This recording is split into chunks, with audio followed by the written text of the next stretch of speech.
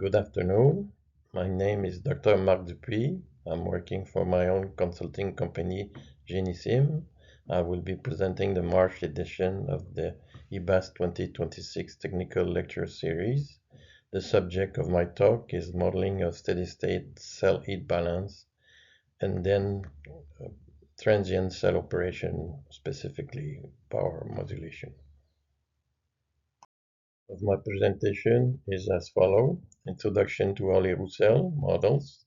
There's different type. My company is offering all the type I'm going to present. Then I will specifically discuss thermoelectric model or cell heat balance model.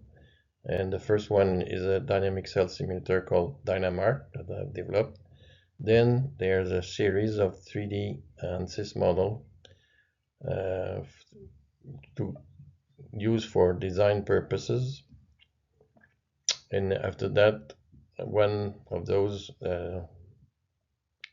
ANSYS model will be converted into a transient for studying dynamic evolution of cell, specifically modeling power modulation, and then a little conclusion of the last part of the presentation. So this slide is presenting the four pillars of the models that were used by AP and Imam Pechini to develop the AP18, then the AP30. So this slide was extracted from a Pechini presentation, and that was presented way before the development of the AP60. Obviously, AP60 was also developed with the support of those four-pillar model. The first of the four pillar is the MHC model. That was very important to go from 180 kiloamps. Even at 100 kiloamps, it was a breakthrough to get the cell so stable. And then the AP30 increase of size, and then up to AP60. Without a good MHD model, it would have been impossible to develop so big amperage cell.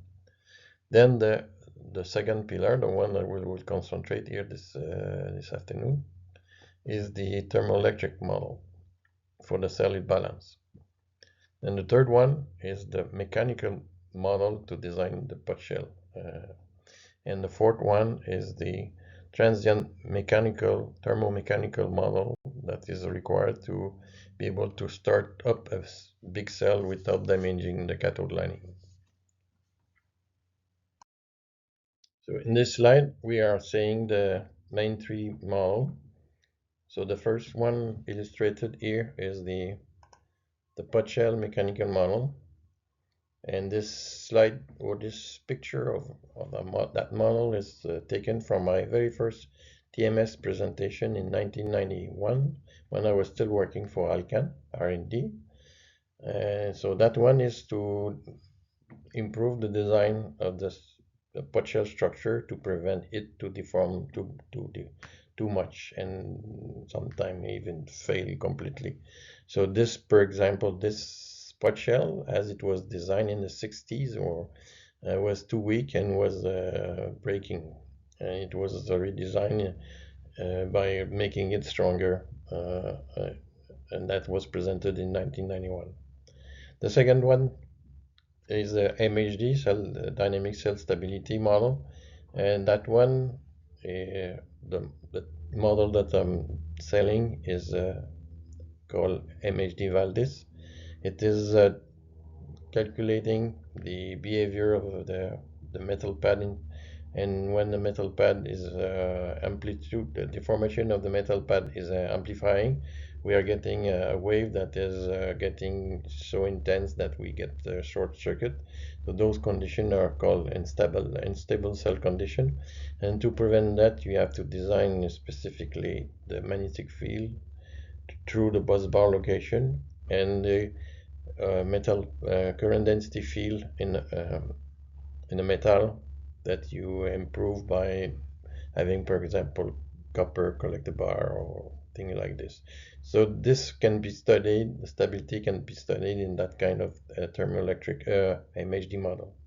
And the last one is the thermoelectric cell stability, thermoelectric solid balance model that we will concentrate on that type of model in this presentation. When it's time to retrofit the cell, existing cell, we are concentrating on a subset again of those type of model. We have to deal with the wave instability. So this is an example of recording of a wave.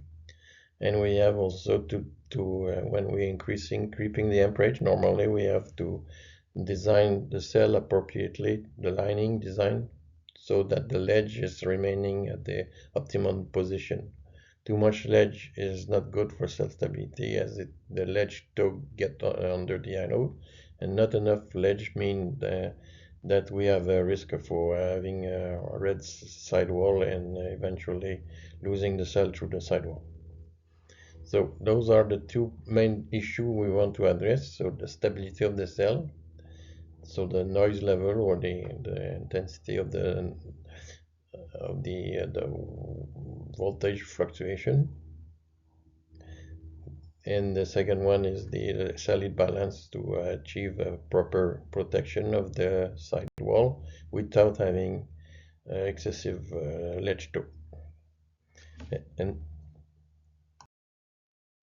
this is done to, again, the same two type of model, the MHD cell stability. So in my case, what I'm offering is the code MHD Valdis. And then the thermoelectric solid balance model that in my case are based on ANSYS. And I will start soon to display the full series of model available.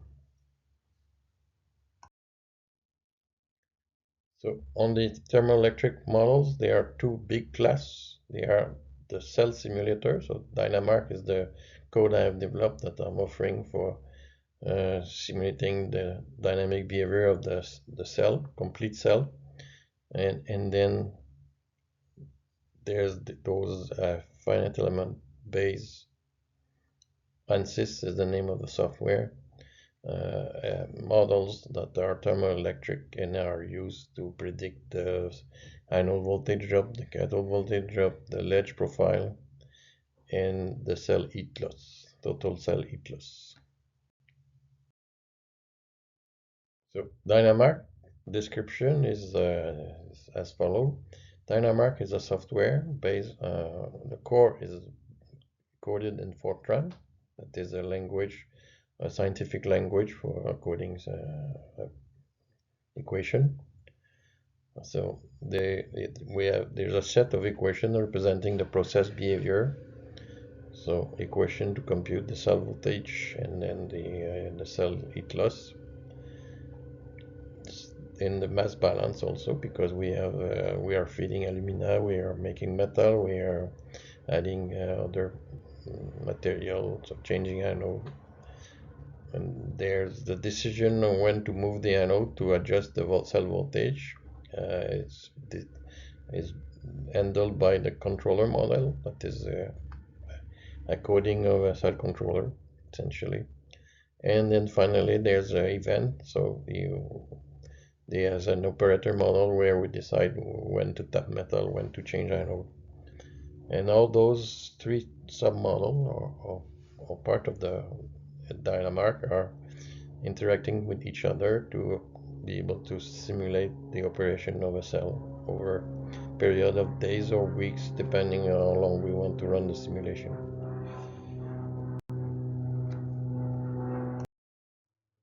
This slide presents specifically the thermal sub-model in Dynamark.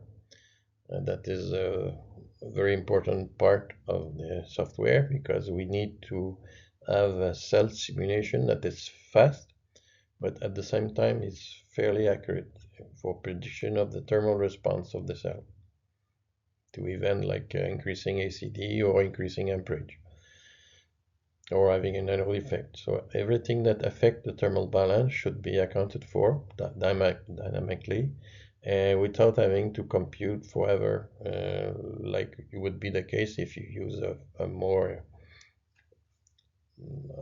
bigger model like an ANSYS based finite element model. So this one is called lump parameter because it is representing essentially the main lump or mass of material is the liquid zone. So both the metal and the bath that are considered to be at the same temperature, T up.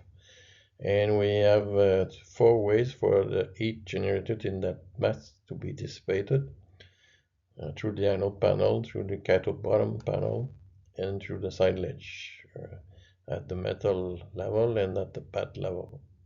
And to represent this, you have to calculate some resistance and heat flux. So the heat flux through the anode is one variable, and through the cathode bottom is one variable, and two more heat loss from through the ledge at the metal level and the heat loss through the ledge at the bath level.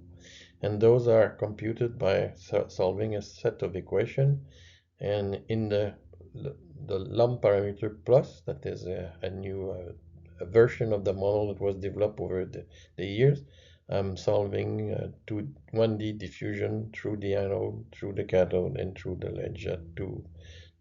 So I'm not solving only the temperature of the liquid zone, but now I'm solving in this thermal model, I'm solving an equation for the dissipation of heat through the anode through a 1D diffusion equation, and the same for the cathode and the same through the ledge. So I'm solving for n equation, n being the number of nodes that you decide to put in along the lines. And this is required to be able to get the proper response of thermal response of the cell. Before implementing that most advanced version, I was already in 1996 presenting a result from Dynamark for a cell that was a Soderbergh cell operated in Brazil, Aratu, Brazil. And this is the prediction of the operation of that cell for a period of 3 days. And we can see that that cell was having a lot of anode effect. That was typical operation at that time. So every time you have a red bar here, you have an anode effect event, and this occurring over time.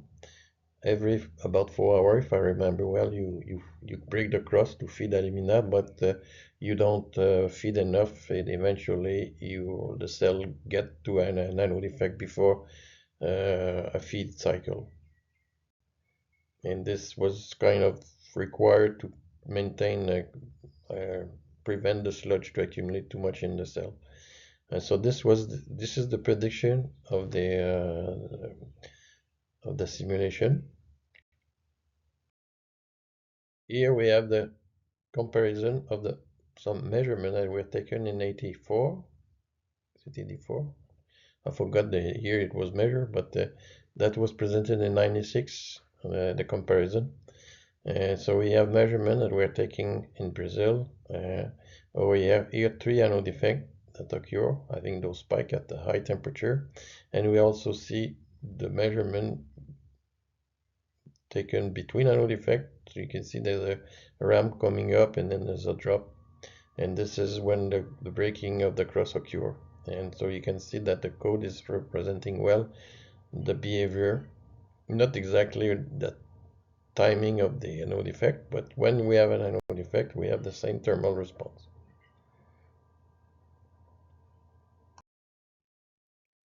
A second validation was done and presented in 2007.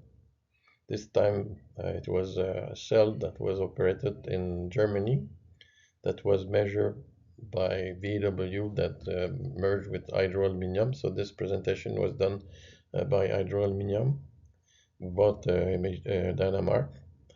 And so they provided me some data of a cell that had on purpose was instrumented and was put in total power failure. So they cut the amperage for 3 hours to measure the thermal response of the cell. And so that the data that was given to me, and then I did the simulation of that cell, and then the red is the measurement and the blue is the prediction of Dynamark, the most recent version of of Dynamark.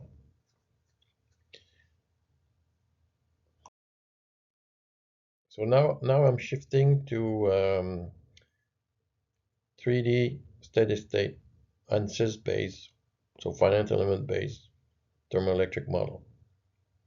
This first one is the F anode model. So the F anode model is accurately predicting the voltage drop through the anode, representing correctly the contact resistance between the cast iron and the carbon using a user-defined contact resistivity.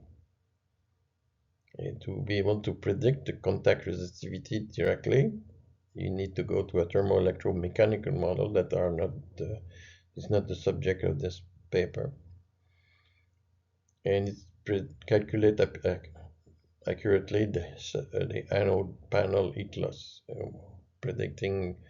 calculating the heat loss of that half anode and then multiplying by the number of half anode layers on the cell to get the total heat loss of the anode panel. Now, the opposite is the complementary to the anode is the cathode slice model.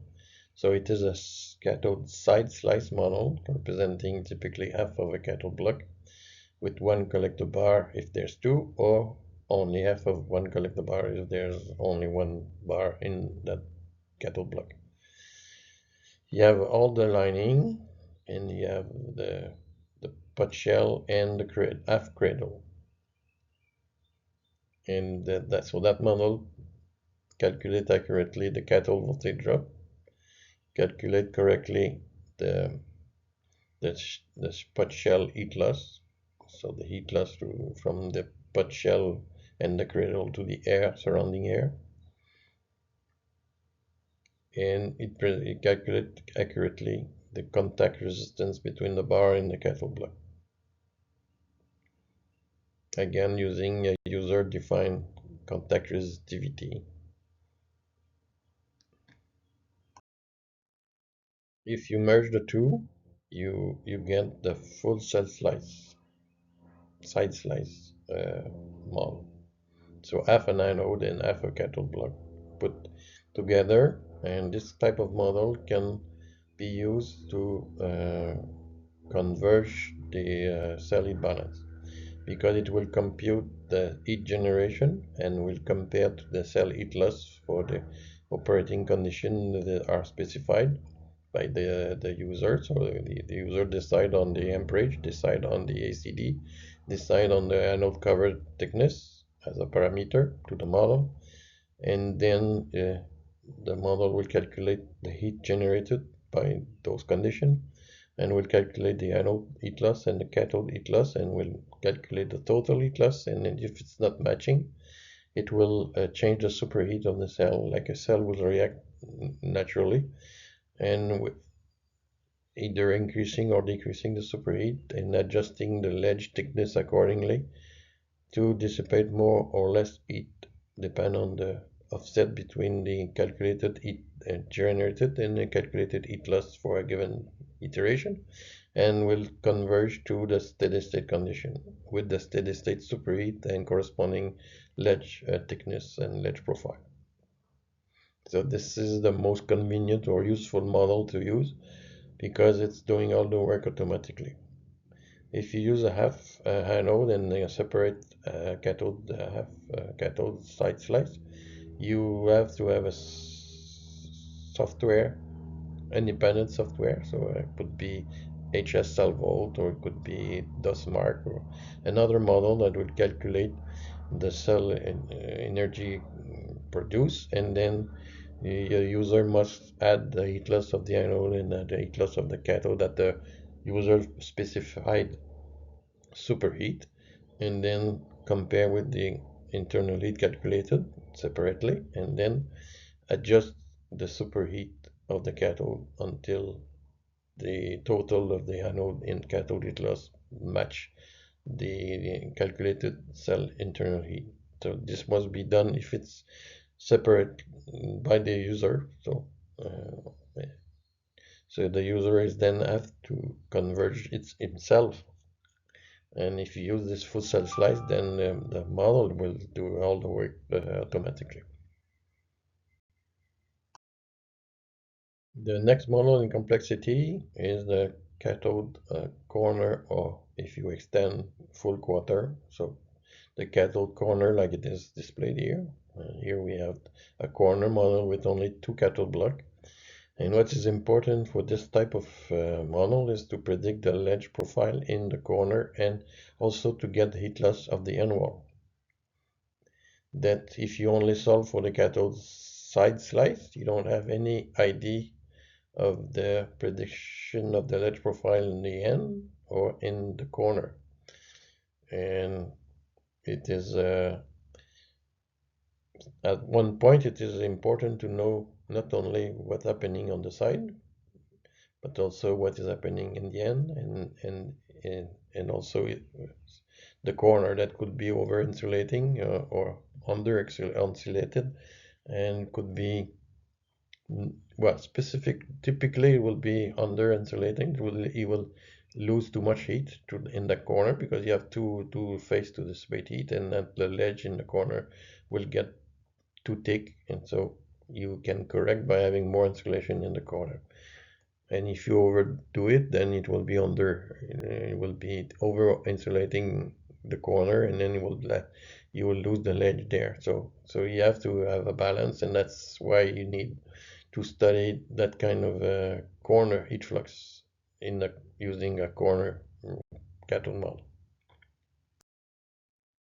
You have the equivalent for the anode panel. You can have a corner or a quarter anode panel. So you can have, like here, 3 in the corner, or you can have the full quarter. And here, what is you gain as additional information is the heat loss through the end wall channel. That is that much, but it is important to be accounted. The next level is the full cell quarter here, displayed here. So you merge the anode panel, that could, in this case, the full quarter anode panel and the full quarter cathode to get a full quarter cell.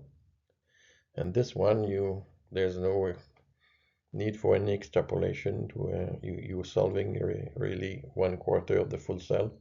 And if you assume it is symmetric, because you neglect the effect of the flow, or you neglect the effect of the uneven position of the bad metal interface, you solve for this quarter, and then you multiply by 4, and you have the total cell heat loss. So this is of course very accurate, but it typically take a lot of hours to solve. The next level of complexity after that, it is here we have a full half cell, and the justification to get to the half is that we have added the bus bar that is not symmetric. So the bus bar can pull current, if it's not perfectly balanced, pull more current on the upstream or downstream side, or not perfectly equally for each collector bar. So this then creates some asymmetric in the solution that you can solve here. And in this model here, we have the liquid metal and liquid bath was added, not for the purpose of solving the steady state heat loss, but to be able to calculate the current density on the metal pad, considering the pickup of the current from the bus bar. And then the fact that the bus bar is there can also influence the cell heat loss by a paper that was presented recently by Hatch and myself, is that the bus bar is there having an effect on the radiation dissipation, and that this creates some asymmetry in the solution. Then the next level would be to consider the flow, and this was done also by merging data obtained from MHD Valdis with an ANSYS thermoelectric model like this one, where the heat transfer coefficient along the perimeter of the ledge is proportional or affected by the intensity of the flow. So then the final level of complexity for a thermoelectric solid balance model is the full cell model, like this one. And this model, very specific model, is the one I presented of a design at operating at 740 kiloamps. So there's 9 riser to that cell. That is quite long. So a model like this will predict the current density in a full metal pad if the liquid zone is added, and will predict the total solid loss in the ledge profile based on the metal flow if you add the metal flow uh, to define the heat transfer coefficient between the metal and the pad and the ledge. In the opposite direction, you can want to be able to solve quickly something. So this is the fastest complete model that you can have. It is a 2D plus full cell slice model. So this one is predicting the anode voltage drop, the cathode voltage drop, the anode panel heat loss, and the cathode heat loss very quickly, about 6 times faster than a full 3D cell slice, but is predicting everything almost as accurately, because the plus for the 2D is because those lines represent beam element or 1D element that are used to represent the stubs and the stub and the yoke and the, the, the stem and the collector bar. So it's 2D for the anode and the cathode lining, but it is 1D element are added to represent the elements that are not really representable in 2D. They are the collector bar and the stub and the yoke. So this, once it's developed, this model can be compared to 3D, and then we can observe that it's very accurate.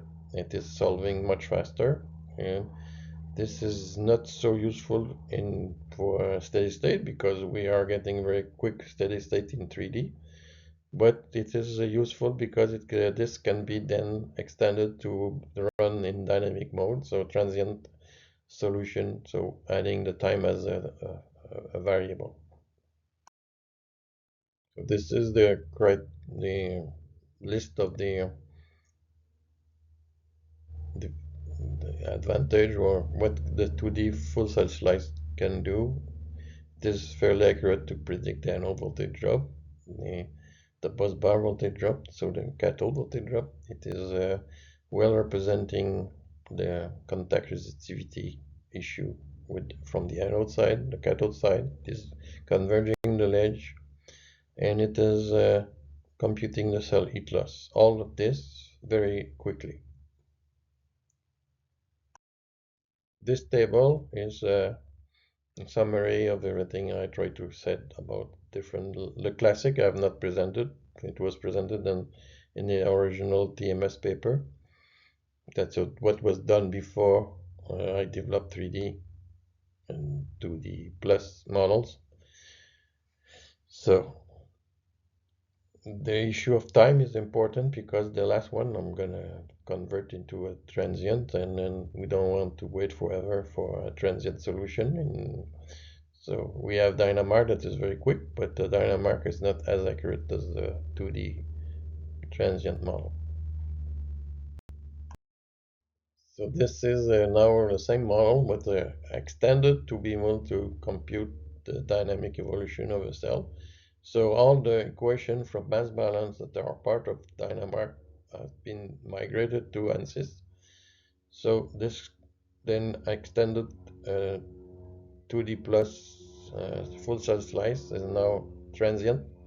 It is solving for the addition of alumina, the mass balance, the production of metal, the response, thermal response of the cell if you adjust the ECD, if you have an anode effect eventually, or if you lost power. And this is the model that will be used to compute the power modulation event in the coming slide. So it is a 2D plus thermoelectric.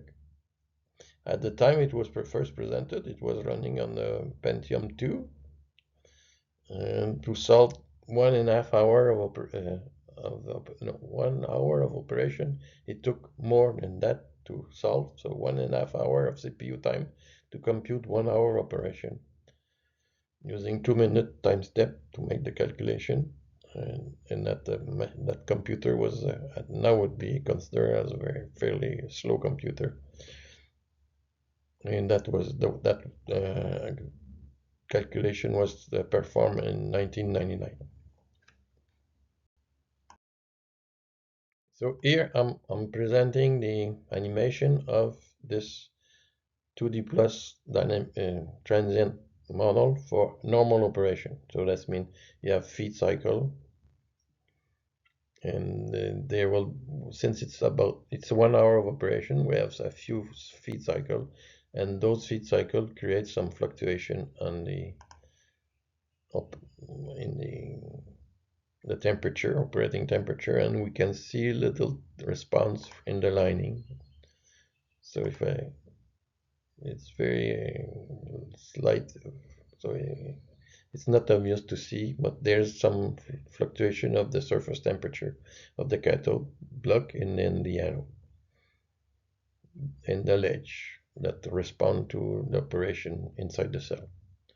So this first one is showing the full temperature in the cell, and we can animate the response. That is a very slight response for this type of full scale temperature. One thing is sure is that nothing happened on the outside. The fluctuation inside will never reach the outside. So we don't see, if we measure the heat flux on the pot shell wall, the feed cycle is not showing on the heat flux. It is completely absorbed by the lining itself. We need a major event to get the response from the outside surface. To highlight this fact, this now it's displaying, will display when I will start animation, the change of temperature from the initial steady state, or the initial temperature, and you subtract the change. So after some time, yes, there's a slight change of temperature. You subtract that new temperature from the initial temperature, and then you get an offset. So a change of temperature between the starting point and the a given time in the simulation, and you will see that now the response will be more visible. But still, there's almost nothing. If you get to the very end, you see that the red point here is that there's a change of 1.8 degree that occur here on the slope of the ramming paste. The ledge has been removed because the ledge is moving, so that's confusing the calculation, because we need to have a fixed point in space and then compare the temperature from the initial to a temperature after some time. And the node that are moving cannot be used to make this calculation, so they have been removed here. So we can see that one point got colder, a bit colder here, and then this point here, maximum temperature offset of 1.8 degree over this hour of operation. And then so we can see that it is changing slowly depending on the feed cycle. Now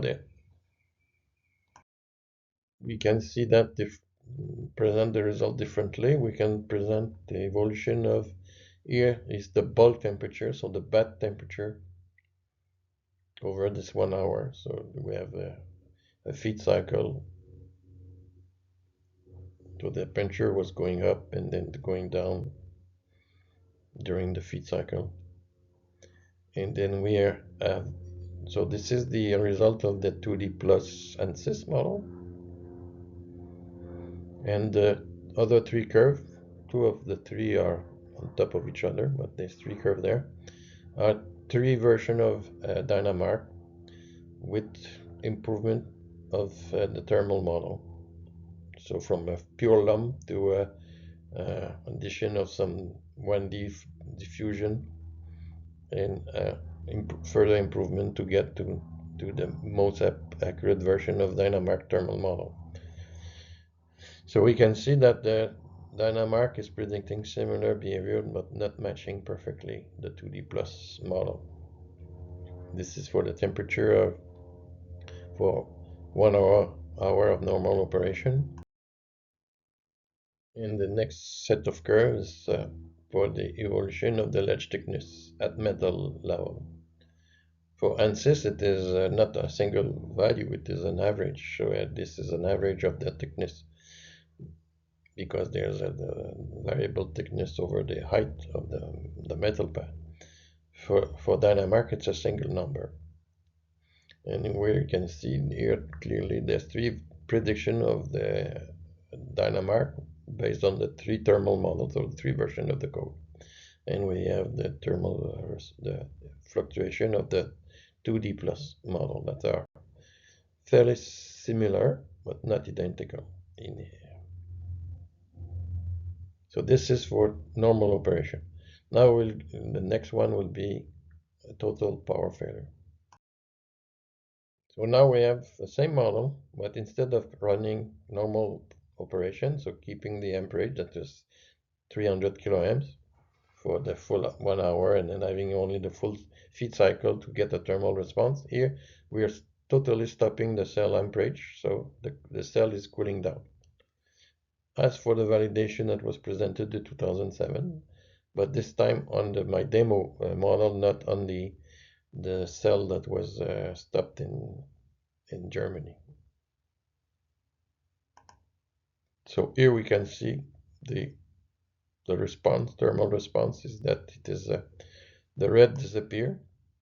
So if you start from the starting, we have a red part here that is temperature over 970, and after 1 hour of the shutdown, we have lost that red. So the cathode is starting to cool down. And again, this is the full, and the ledge is getting thicker. That's maybe not obvious. If we see the ledge getting slowly thicker.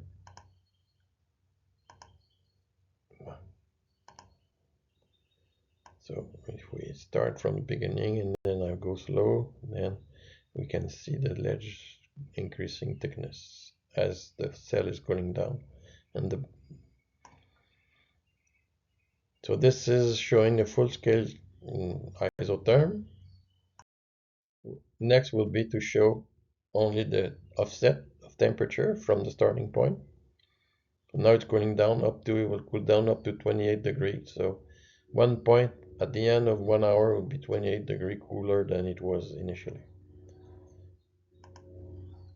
And we have this again. So it is always the fastest response, thermal response is on the ledge where it is thin. So the thinner part of the ledge profile, it is here close to the toe, and then that part has already changed 28 degree cooler after 1 hour of power shutdown.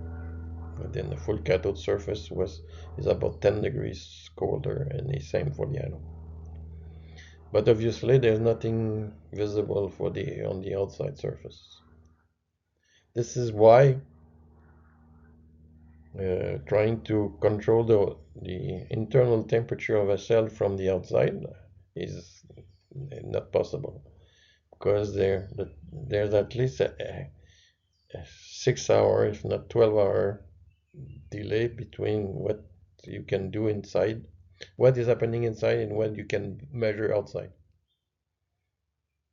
And so inversely, if you change the boundary condition or you change the condition of the outside, it will take 6 to 12 hours to reach the inside and try to have an effect on the ledge thickness, for example. So it is impossible to control a daily event of power modulation from the outside. And this was well known from the time of the simulation in 2001 already, and even before, because this was measured. So this is the thermal response of the total power failure. And here we have the curves, the cooling curve, so that from the 2D plus model, and then the 3 cooling curve from Dynamark. And obviously the most recent version is the most accurate, but it's still not perfectly matching. And I've not tried to improve further this since the publication in 2002 of this paper. But in 2007, I did this exercise where I matched the measurement, so it is possible to match the measurement.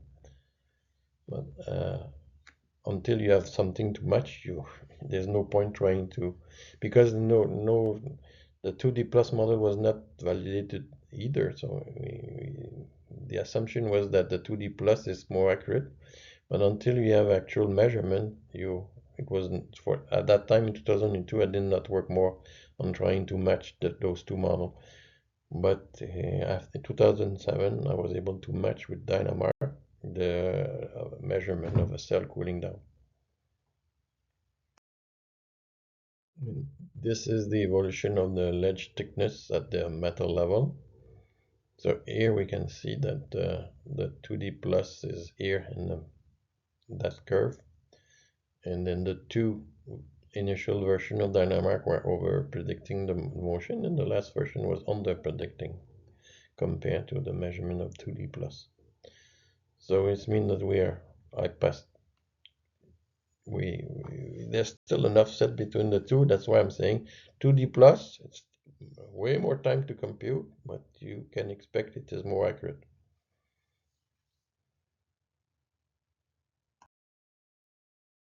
So now I've reached the point where I'm modeling actual power modulation. So this one is a 1 hour decrease of 50 kiloamps. So 1 hour of normal operation at 300 kiloamps, 1 hour at reduced operation at 250, and back 1 hour back at 300 kiloamps. So the 3 hour of simulation here, thermal response. So we start normal operation 1 hour, we have a power modulation minus 50 kiloamps, and then back to 300. So we have a cooling down from initial, and well, initially it is red like this, so that the cathode surface. We have a cooling down period because of during the power modulation, and then we are back to 300 where we are getting a return to the initial temperature after an hour of back to 300 kiloamps.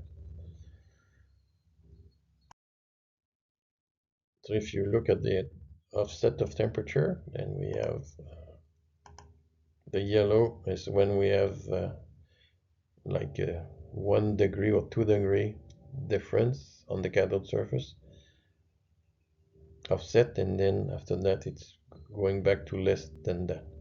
So if I move this bar, we go from initial all red, mean that's no offset because it's the initial value.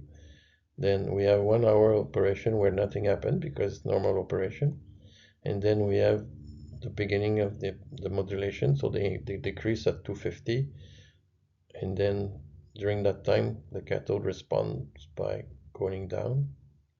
Now the scale is very different from the total power failure. So at one point we have the maximum amount of yellow. That means that we have reached here the end of the modulation, the end of the operation at 250, and we have cooled down the surface of the cathode and the bottom, the face of the anode by a bit like about 2 degree, and then we are back to 300, and so we have then the temperature get back to almost the red that was the initial temperature, except for the response around the ledge. There's still a minus 10 degree there. that will take more time to recuperate.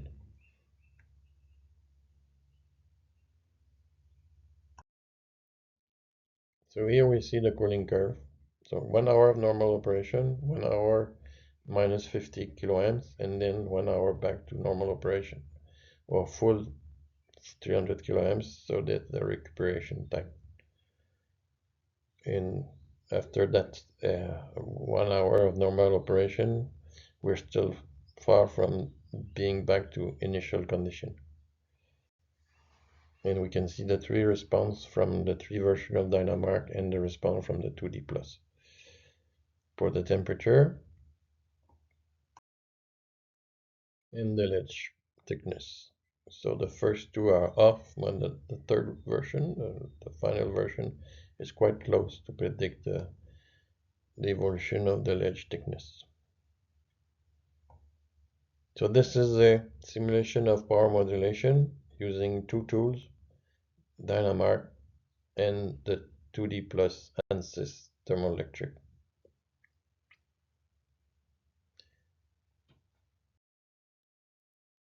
So as final exercise, I will present something that people are not maybe aware that is possible to do. I will modulate again 50 kiloamps, but this time I will correct the ECD to maintain the same heat generation. So I will give away some power because but not all of the reduction of the 50 kiloamps will be given away, because I will increase the resistance of the cell by increasing the ACT. The aim is to get no thermal response of the cell. So if you have enough bad volume and you want to waste your power by making heat to avoid cooling down the cell during that modulation, there's a way by increasing by 2 centimeters the ACT. And this is a simulation of this that I also presented in 2002.